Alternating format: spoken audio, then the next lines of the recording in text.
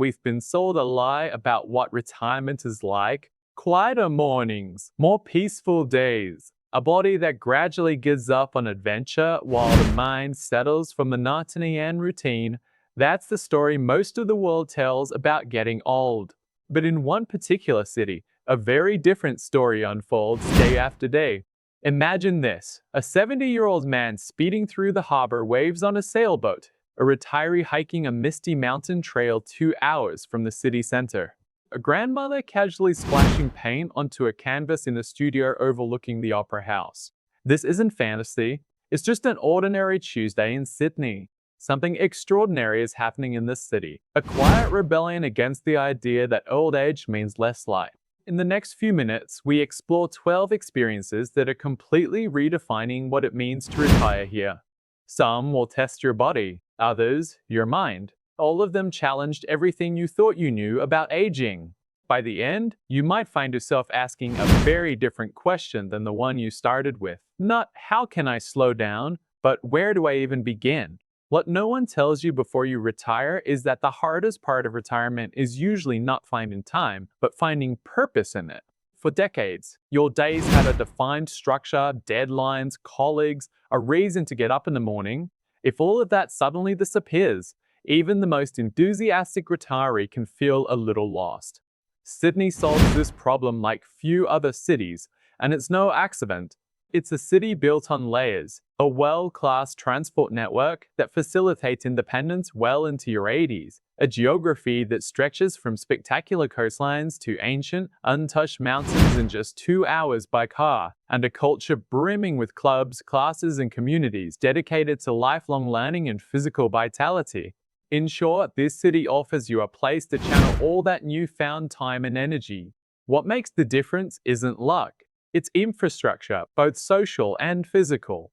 Sailing clubs with adult divisions, universities without exams or age limits, ocean pools filled every morning with swimmers who have been swimming for 40 years and have no intention of stopping. So let's begin where the city itself seems to begin each day, on the edge of the Pacific, where the sun rises first over sandstone cliffs and the sea mist. Long before the rest of the city stirs, a particular kind of Sydneysider is already here, briskly covering 6 kilometers of coastal path between two of the world's most famous beaches.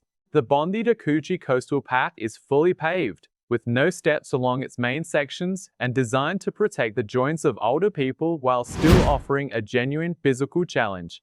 But what's truly important isn't the pavement itself, but rather the experience your body and mind have in this environment.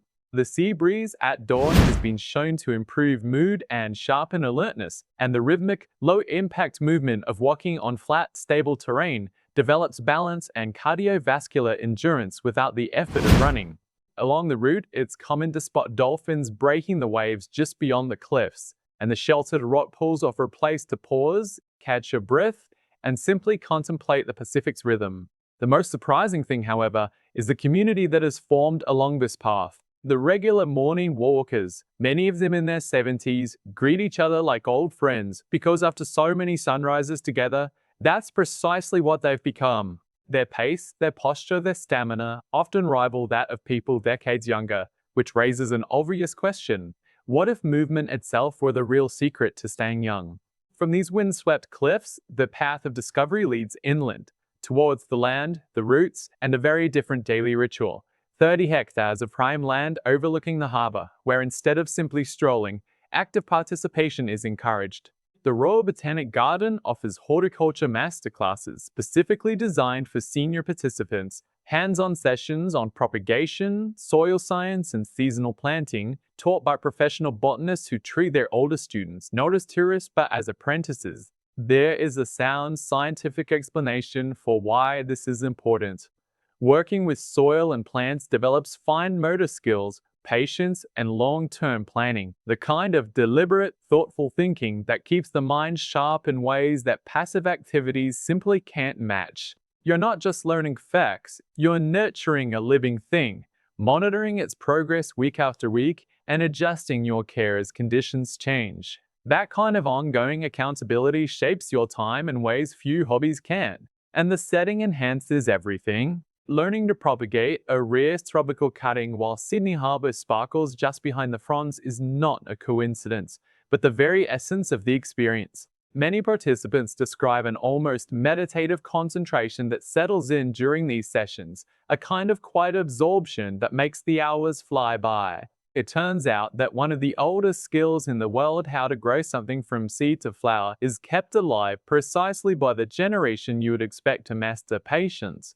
From the roots in the earth, the next chapter takes us to the open sea, where patience gives way to something considerably more stimulating. There's a myth that deserves to be debunked, that sailing, with its ropes, rigging, and split-second decisions, is a sport for young people. The Greenwich Flying Squadron completely disagrees. Their specialized programs for adults teach the handling of dinghies and keelboats, specifically tailored to the reflexes of mature sailors, not slower but smarter, based on strategy and precision rather than pure speed. Learning to sail at an advanced age has a distinct advantage. Decades of experience interpreting situations, remaining calm under pressure, and making quick decisions translate directly onto the water. Understanding wind dynamics, managing sail trim, and coordinating with the crew cease to be a matter of physical strength and become a matter of tactical mastery, essentially. A chess match at 8 knots with a view of the harbour bridge. And then there's the feeling itself. The spray of salt water on your face, the hulls snapping as a gust hits the sail, the sudden intense thrill of a strong southerly wind propelling the boat forward. For many retirees who participate in these programs, that first successful tack precisely turning the boat into the wind provides a confidence boost that transcends the water. If you can master a sailboat in a shifting harbour current, what can't you do? From the deck of a racing yacht, we return to solid ground, rooms built not for speed, but for stillness and reflection. Walking through a gallery is an experience. Guiding others through it, explaining brushstrokes, historical context, and hidden meanings to a group of strangers is something else entirely.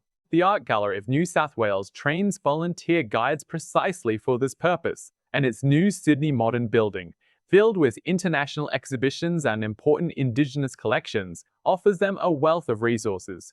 Becoming a guide here is no easy task. It requires in-depth study, art history, performance techniques, and public speaking, rigorous and structured training that keeps memory sharp and communication skills impeccable. Retirees who take on this role often describe how they rediscover a version of themselves that had lain dormant for years, someone self-assured, eloquent, and with a genuine enthusiasm for sharing knowledge with a group of curious minds.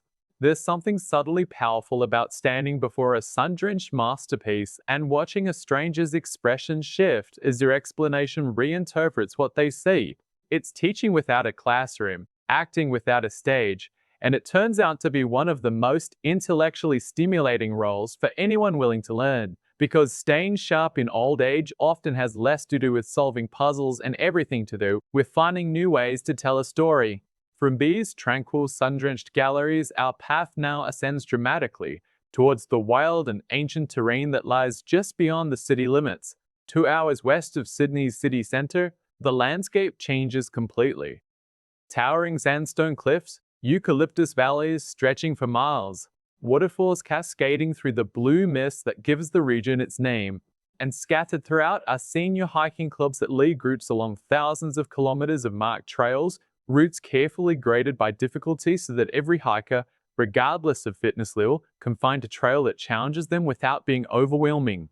These clubs teach much more than just how to walk a trail. Members learn strategies for pacing themselves on steep inclines, basic orienteering, and how to interpret weather changes in rugged terrain, practical skills that foster genuine trust in nature. And the psychological reward is significant. Being in the quiet eucalyptus valley, surrounded only by birdsong and your own breathing, provides a kind of mental reset that's hard to find in any big city. There's a real physiological logic to why this feels so good. Continuous walking across varied terrain challenges balance and builds functional strength in ways that flat, predictable surfaces never could. Add to that the altitude, the fresh mountain air, and the immense psychological satisfaction of reaching a viewpoint after considerable effort, and it becomes clear why so many older adults describe these hikes as the highlight of their week. Proof that a 70-year-old body can still conquer a summit. From the silence of the mountain, the journey descends again towards the city, directly into the noise, heat, and sizzle of a kitchen in full operation. Located in the heart of Sydney's fish market, the Sydney Seafood School transforms retirees into true culinary experts. Professional kitchens, expert instructors, and a focus on sustainable, locally caught seafood combine to create classes that go far beyond a simple cooking demonstration. Here, students learn real cutting techniques, how to properly fillet a sea bass, how to open oysters without losing half the shell, along with deeper lessons on flavor pairing and plating techniques. Parallel courses teach the art of specialty coffee, covering everything from the origin of the bean to the precise science of espresso extraction. It's sensory education in its purest form, rewarding the patient. Repetitive practice that retirees, freed from the urgency of the workday, finally have time to fully enjoy. Learning new, complex physical skills in adulthood has a measurable effect on the brain. It forces the formation of new neural connections, the same mechanism responsible for maintaining mental sharpness with age. But ask any student here and they'll tell you it's not really about neuroscience. It's about whipping up a restaurant-worthy dish for friends, uncorking a good bottle of wine, and realizing that the kitchen can still be a place of genuine discovery, no matter how many decades you've been cooking. From the hustle and bustle of the kitchen, our journey veers into something considerably more unrestrained. A studio where the only rule is that there are no rules. Located right on Circular Quay, with windows offering a direct view of the Opera House, the Museum of Contemporary Art hosts its creative aging workshops, sessions specifically designed to connect older participants with experimental and avant-garde artistic practices. Unplanned painting, sculpture constructed from unconventional materials, exploration of digital media that has nothing to do with realism and everything to do with instinct. What makes this program extraordinary is its deliberate abandonment of traditional rules. Participants aren't taught to replicate a still life or refine their technique. They're encouraged to splash, experiment, and fail without fear that boundless creative freedom most people leave behind in childhood. For many retirees, returning to that mindset after decades of professional precision feels less like an art class and more like a liberation. There is also a more subtle meaning at play here. Contemporary abstract art often exists to give form to feelings too complex to be expressed in words, and few people embody that complexity better than someone who reflects on 7 or 8 decades of experience. Collaborating with younger artists in the same studio adds another dimension, a genuine intergenerational exchange where age is not a barrier, but simply a different set of stories waiting to be captured on canvas. After bold brushstrokes, the story returns to focusing on water, this time on a hidden river that silently winds through the city's backyard. Most people picture Sydney's canals as the harbour, vast, open, and dominated by ferries. But tucked away in a protected national park enclave, the Lane Cove River offers something entirely different. Calm, tide-regulated waters that meander through mangroves, historic boathouses, and dense native vegetation, just minutes from busy suburban roads. Here, guided eco-tours are conducted at a leisurely pace, ideal for retirees seeking stimulating physical activity without the intensity of open water paddling. The gentle resistance of the paddles strengthens the upper body and improves coordination, while the calm, current-free waters make the activity safe even for beginners. During the tour, kingfishers flit among the branches, and if you are patient and quiet, there is a chance of spotting a platypus gliding along the shore at sunset. What lingers most, however, is the feeling of a hidden discovery. It's a haven of authentic nature, almost invisible within a sprawling metropolis. Proof that peace and urban life are not incompatible if you know where to look. Gliding silently beneath the drooping branches of paperbark trees, while a kookaburra calls overhead, it's easy to forget that, technically, you're still within Sydney's city limits. From the tranquil flow of the river, the next chapter takes a turn towards something much more disciplined. A swimming pool, equipment, and a decades-old ritual of saltwater and sunrise. Situated directly above Woolloomooloo Bay, with saltwater pumped straight from the harbour, the Andrew Boyd Charlton Swimming Pool is home to one of the city's most dedicated masters swimming teams. A morning ritual for older swimmers who treat the discipline of swimming like athletes half their age treat competitive training. There are compelling physiological reasons why this particular sport is so well suited to aging bodies. Swimming provides a complete cardiovascular workout with virtually no impact on the joints, as the water supports the body's weight with each stroke. Structured group training sessions also add breath control and thermoregulation training, developing genuine athletic endurance that, according to various studies, is associated with a lower risk of cardiovascular decline in old age. But if you tour to any regular, the conversation quickly moves beyond training statistics. It's about the ritual itself, swimming in the cool, crystal-clear salt water just as the sun rises over the nearby naval fleet, invariably followed by coffee with teammates who've become close friends after years of shared early mornings. Masters swimming has experienced a quiet boom among Sydney's more active older adults, and once you understand the combination of physical benefits and social bonding it offers, it's not hard to see why. After drying off with a towel and returning to solid ground, the next stop takes us to explore the oldest and most eroded stones that this city has to offer. Beneath the southern span of the Harbour Bridge lies a maze of narrow 18th century alleyways known as the Rocks, the literal birthplace of colonial Sydney, and now home to some of the country's most immersive heritage walking tours, many led by retired volunteer guides. These are not simply passive tourist visits. The guides delve into the raw and complex history of prison labor, maritime trade, and the arduous preservation battles that saved this site from demolition decades ago. Participants can touch the sandstone walls that still bear the chisel marks of the convicts who built them more than 2 centuries ago, a tactile and visceral connection to history that no textbook can replicate.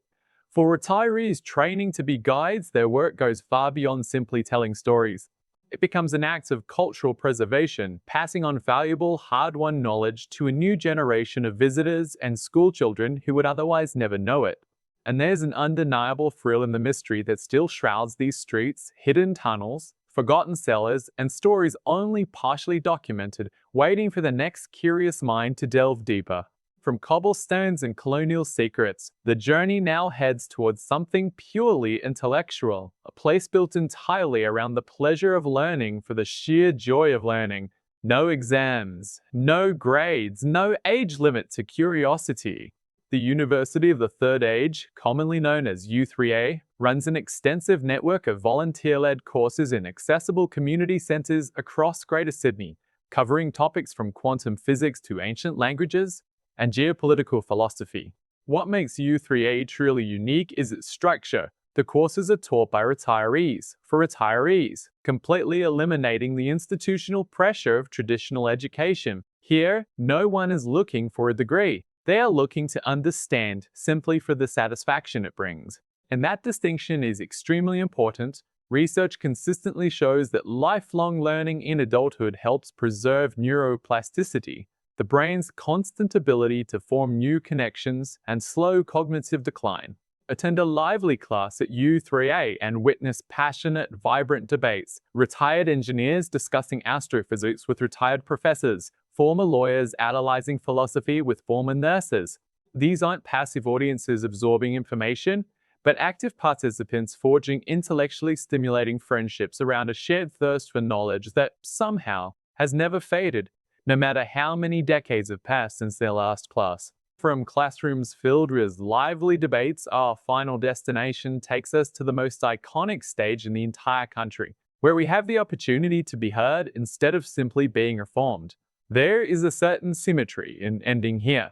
Sydney's community choirs, accessible, welcoming, and created specifically for older voices, rehearse weekly throughout the year, preparing for their annual performances on the stages of the Sydney Opera House. Joining one of these groups involves rigorous vocal training, diaphragmatic breathing control, precise pitch, and the technique needed to blend dozens of individual voices into a unified sound.